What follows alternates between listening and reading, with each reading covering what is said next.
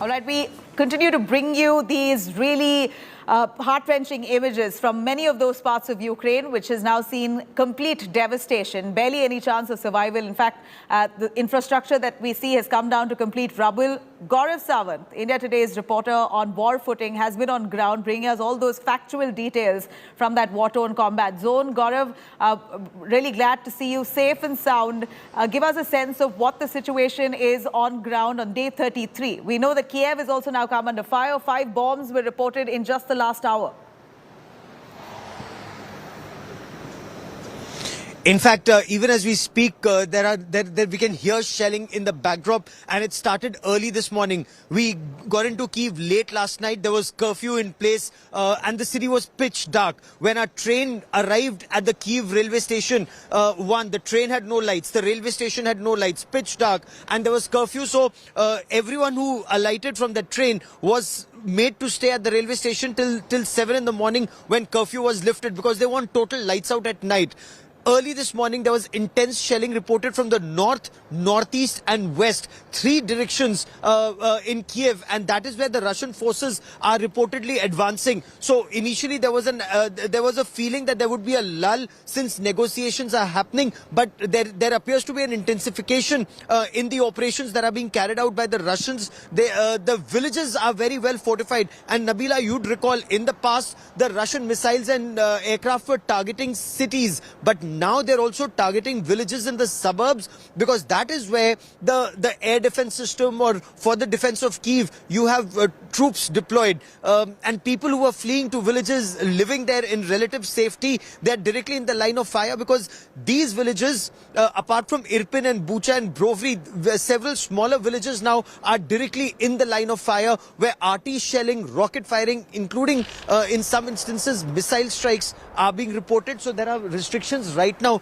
If I just show you around here, though we've been told not to move our camera around a lot, and the security forces are virtually everywhere, but this is the military academy, this is a residential area, but look around, there are police checkposts and police personnel and army personnel everywhere on the road, and not much vehicular movement. Only those who have a curfew pass are currently allowed to be out on the streets of Kyiv, because it's not just about shelling. When shelling comes in a particular area, Nabila, there is also course correction. So the feeling here is that there is somebody inside who's actually guiding the Russian shelling and strikes to vital assets and vital points, which is what makes movement in this city of Kyiv extremely, extremely dangerous at this point of time.